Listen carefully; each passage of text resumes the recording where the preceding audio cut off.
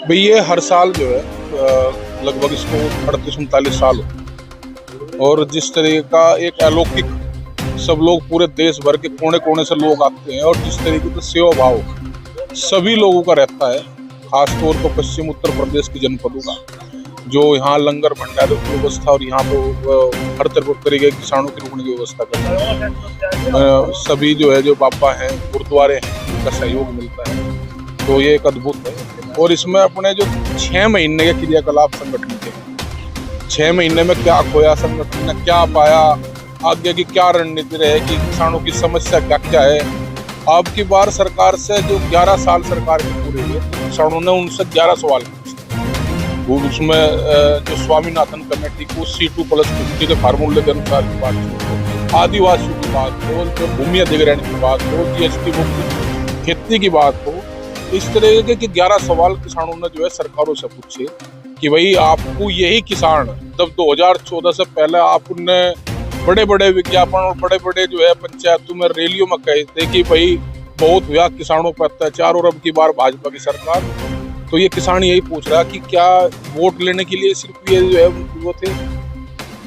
आपने 2022 तक सरकार ने ये कहा था कि भाई हम किसानों की आय दोगुनी करते। आज क्या हालात किसान, उत्तराखंड में अगर कुछ योजनाएं मिलती हैं उसको बंद कर दें, जैसे सब्सिडी, सोलर सब्सिडी थी, वो भी जो है यहाँ बंद कर दें। इस तरीके की भाई जैसे उत्तर प्रदेश में वैसे अभी लागू तो नहीं हुई, लेकिन फ्री बिजली की बात की, सिंचाई की बात की, तो वो पूरे देश भर में होना चाहिए। किसानों को मुफ्त सिंचाई की सुविधा मिलनी चाहिए, किसानों के बच्चे भी शिक्षा से, स्वास्थ्य से उनका अच्छा हो, ग्रामीण जो जीवन शैली है वो ठीक तरीके से रहे, तो इन सब चीजों को यहाँ चिंता न हो।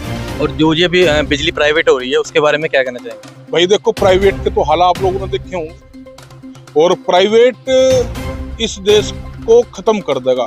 भाई किस पर जिस पर लगाम ना हो, तो उसके तो यही हालात हो।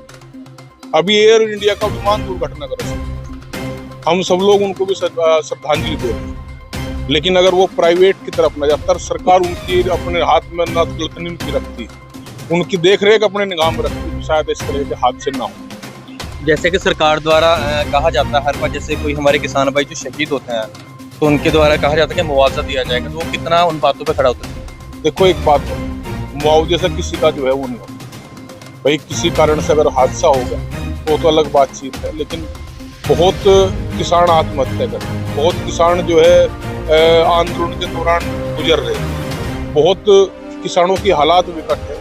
तो मुआवजे का वाला सिस्टम तो जो है इस तरीके से नहीं कहना चाहिए कि कितना होना चाहिए कितना नहीं, लेकिन ये है कि भाई सरकारें मानवता दिखावे, और किसान को ये देश का अन्नदाता है, और ये देश का वही अन्नदाता है। जब देश में कोरोना जैसी महामारी आई थी, पूरे विश्व में ये आफत थी, और देश का किसान ही था कि उसने किसी भी नागरिक को भूखा नहीं मरने दिया। नहीं तो मौत का भय किसको नहीं होता। सब अपनी जो बड़े बड़े व्यापारी थे, बड़े बड़े पूंजीपति थे, मौत के भय से अपने कोठी में घुस गए थे, तो ये किसान ही था। धन्यवाद।